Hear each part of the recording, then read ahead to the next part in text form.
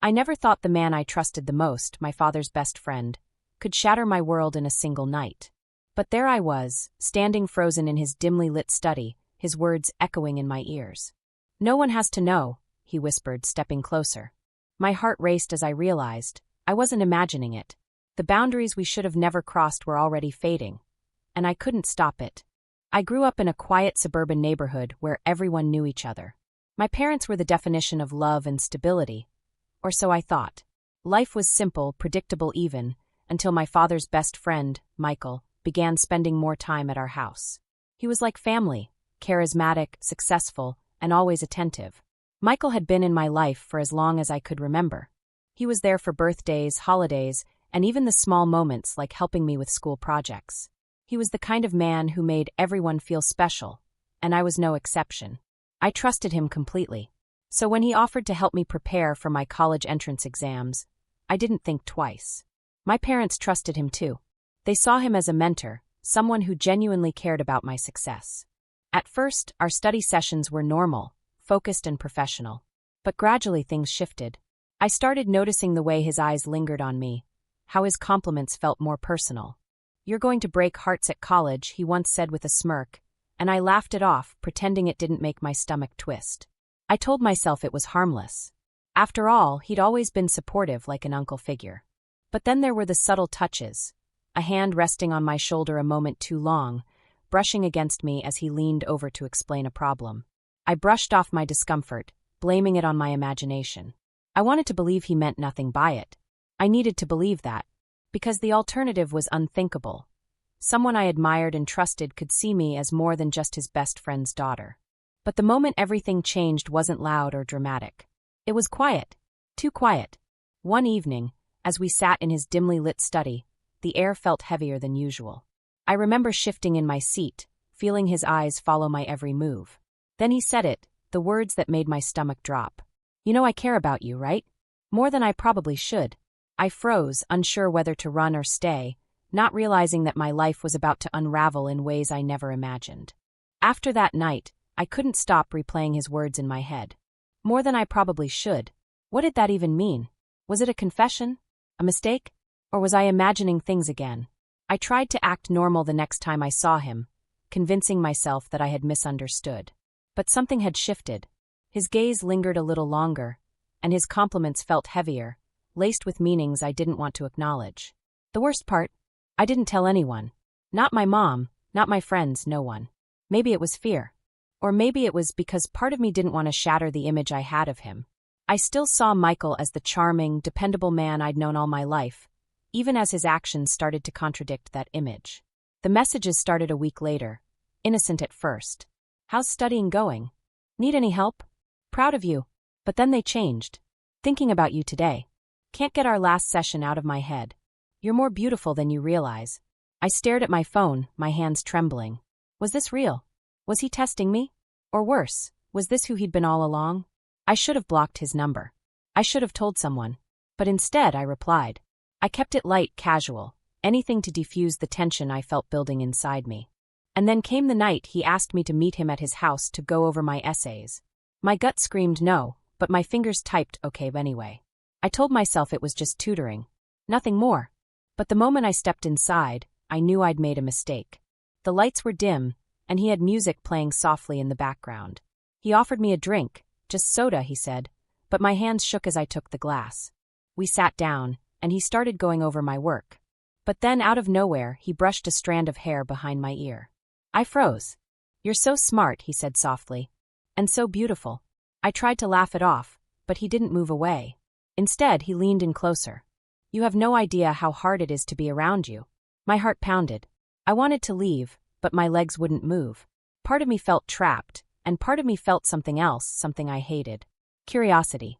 "I shouldn't be saying this," he continued, his voice dropping. "But I can't stop thinking about you." I couldn't breathe. The room felt smaller, the walls pressing in. "I should go," I whispered, but he stepped in front of me before I could move. "Don't," he said. "Not yet." His words lingered in the air, heavy and dangerous. And as much as I wanted to deny it, I knew this moment wasn't a mistake. It was a choice, one that neither of us was ready to stop. I should have walked out that night. I knew it then and I know it now. But instead I stayed. Michael's eyes locked onto mine, and for a moment, it felt like the world had stopped. The tension between us was suffocating, but I couldn't move. "You don't have to be afraid," he said softly, stepping closer. His voice was calm, reassuring, too reassuring.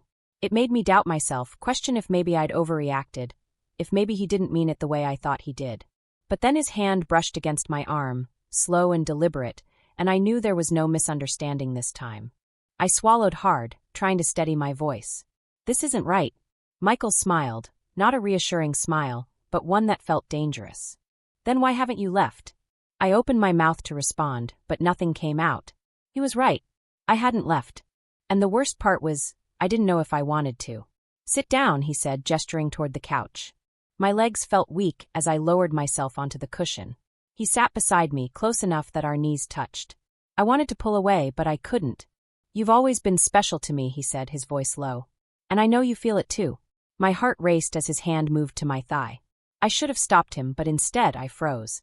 "Tell me to stop," he whispered, leaning in until I could feel his breath against my skin. I couldn't. I hated myself for it, but I couldn't. The room felt too warm, too heavy. His hand lingered, and when his fingers traced slow circles on my leg, my breath hitched. "See," he said, his voice barely above a whisper. "You don't want me to stop." I looked at him, searching for any trace of hesitation, any sign that he might pull back. But there was none. He was completely sure of himself, and of me. His lips brushed against my neck, and I closed my eyes, torn between guilt and desire. My body betrayed me, leaning into him instead of pulling away. "This isn't fair," I murmured, but my voice lacked conviction. "I know," he said, his hands now trailing up my arms. "But sometimes what's wrong feels more right than anything else." Those words shattered the last bit of resistance I had. In that moment, I let myself give in, to his touch, his voice, his presence. The world outside his study faded, and all that mattered was the way he looked at me, like I was the only thing he'd ever wanted. But the guilt came crashing down the moment I pulled away. "This can't happen again," I said, my voice trembling. Michael's expression softened. "I know, but you have to admit, you felt it too." I shook my head, tears burning my eyes. "No, I can't. This has to stop." He reached out, gently brushing my hair back. "It's already started," he whispered. I stood up, my legs shaky. "I need to go." He didn't stop me this time. But as I reached for the door, he said something that made my stomach twist. "You'll be back." For days, I couldn't get his words out of my head. "You'll be back." I hated that part of me wanted to prove him wrong, and another part wondered if he was right. I tried to focus on school, burying myself in assignments and avoiding his messages. But no matter how hard I tried, my thoughts kept drifting back to that night. The way his touch made me feel. The way his words lingered like a secret I couldn't escape. And then it happened. It was late, close to midnight, when I got the message. "I need to see you. Now." I should have ignored it. I almost did. But instead, I found myself standing outside his house again, my hands trembling as I knocked. When he opened the door, his eyes locked onto mine, and I knew immediately this wasn't going to end well. "Come in," he said, his voice low and urgent. I hesitated. "Michael, I shouldn't be here." But before I could finish, he stepped closer, his hand brushing against mine. "Please." Against my better judgment, I followed him inside. The house was dark except for the soft glow of the lamp in his living room. The air felt heavy, like something was about to break. "What's going on?" I asked, my voice barely above a whisper. He ran a hand through his hair, pacing the room. "I can't stop thinking about you," he said. "I've tried, but I can't." I swallowed hard, my heart racing. "This is wrong." "You know it is." "I know," he said, stepping closer. "But that doesn't change how I feel." I backed away, shaking my head. "We can't do this." But he didn't stop. "Don't pretend you don't feel it too," he said. "I see it every time you look at me." I felt trapped, my back hitting the wall as he closed the distance between us. His hands found my waist, and before I could stop myself, I leaned into him. It was a mistake, a moment of weakness I'd never be able to take back. But then, out of nowhere, the door burst open. "Michael? What the hell is this?" I froze. My dad stood in the doorway, his face twisted in disbelief and rage. Everything happened so fast after that. Michael stepped back, his hands raised. "It's not what it looks like." "Not what it looks like," my dad shouted. "You've been sneaking around with my daughter?" I tried to speak, but my voice failed me. My dad turned to me, his eyes filled with disappointment.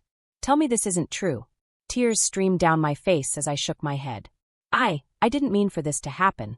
But it was too late. The damage was done. Michael tried to explain, but my dad wouldn't listen. He lunged at him, shoving him against the wall. "You're supposed to be my friend." I screamed for them to stop, but the yelling only got louder. And then, just like that, it was over. My dad turned to me, his voice breaking. "You need to leave. Now." I ran. Out the door, down the street. Anywhere to escape the mess I'd made. When I finally stopped, my heart was still racing, and I couldn't stop shaking. Everything had fallen apart in the span of minutes. My relationship with my father, my trust in Michael, it was all gone. And the worst part, I didn't know how to fix it. The next morning, Michael sent me one last message. "I'm sorry. I'll never forgive myself for hurting you." I stared at the words, tears blurring my vision. And then I deleted the message. I knew this was the end. The aftermath of that night was worse than I ever imagined. My father couldn't even look at me. The once warm house I'd grown up in felt cold, suffocating. Conversations were short, forced, and filled with unspoken anger. My mother tried to keep the peace, but even she couldn't hide the disappointment in her eyes. And Michael? He disappeared. I heard whispers, rumors that he'd resigned from his job and left town. Part of me felt relieved. At least I wouldn't have to face him again. But another part ached with something I didn't want to admit: loss. I hated myself for missing him. After everything he'd done, how could I still feel drawn to him? But guilt clung to me like a shadow. I replayed every moment in my head, wondering if I could have stopped it. If I should have said no sooner, left sooner, been stronger. I wanted to blame him, and I did. But the truth was I blamed myself more. School became unbearable. I couldn't focus in class, couldn't stand the whispers and stares from classmates who had somehow found out. "Did you hear? She was sleeping with her dad's friend. Slut. No wonder he left town." I tried to block it out, but their words cut deep. I stopped showing up to parties, stopped hanging out with friends. I avoided my father as much as possible and threw myself into my studies, desperate to distract myself from the mess my life had become. But no amount of studying could erase the memories. Late at night, when everything was quiet, his words came back to me. "You're special. You felt it too." I hated how much power those words still had. One night, after hours of tossing and turning, I broke down. I couldn't hold it in anymore. I went to my mom's room, tears streaming down my face. "I'm so sorry," I whispered.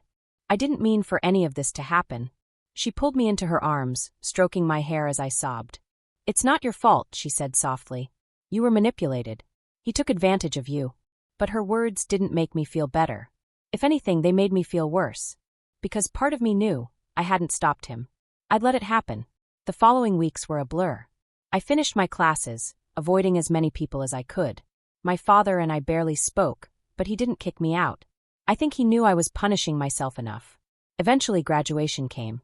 I stood on that stage, smiling for photos and pretending my life wasn't falling apart. But the truth was I felt hollow inside. When it was all over, I packed my bags and left town, hoping that distance would help me forget. But forgetting wasn't as easy as I thought. Even months later, in a new city with new people, I still felt the weight of what had happened. I couldn't trust anyone. Every compliment, every touch made me flinch. I tried to date, but every time things started to get serious, I pulled away. The fear never left me. The fear that I'd fall for someone's charm again, that I'd let someone else cross boundaries I couldn't fix. It took therapy to start unraveling the mess of emotions I'd buried. Shame, guilt, anger, longing. I hated Michael for what he did, but part of me hated myself even more for letting it happen. But slowly I started to heal. I realized that I wasn't the same girl who sat in his study, too scared to say no.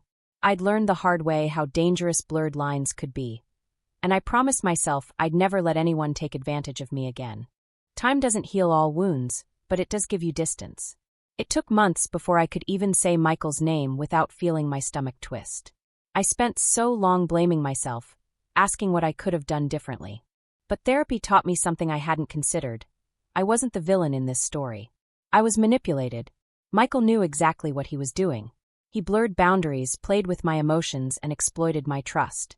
He used my vulnerability to satisfy his own desires, leaving me to pick up the pieces when it all fell apart. That realization didn't erase the guilt, but it helped me let go of the shame. I wasn't responsible for his actions. And as hard as it was to accept, I wasn't responsible for the feelings I couldn't control either. What mattered was what I chose to do afterward. I decided I wouldn't let that chapter define me. I wouldn't let his choices ruin my ability to trust or love again. But moving forward didn't mean pretending it never happened. It meant facing the truth head-on and learning from it. I learned to set boundaries and stick to them. I learned to recognize red flags, even the subtle ones. And most importantly, I learned to trust my instincts instead of brushing them aside. For the longest time, I wondered if Michael ever felt guilty about what he did. Did he regret crossing that line? Did he even realize the damage he caused? But now I know it doesn't matter. Because this story isn't about him anymore. It's about me. I'm stronger now. Wiser. And while I can't erase the past, I can make sure I never repeat it. To anyone who's ever been in a situation like mine, who's felt trapped, confused, or ashamed, I want you to know this. It's not your fault. People who manipulate and exploit trust are the ones to blame, not you. And no matter how broken you feel, you can rebuild yourself. I did. And if I can, so can you. If you've ever found yourself tangled in a situation like this, you're not alone. Share your thoughts in the comments. Have you ever struggled with boundaries or trust? I'd love to hear your stories. And don't forget to like, subscribe, and hit the notification bell for more gripping stories like this one.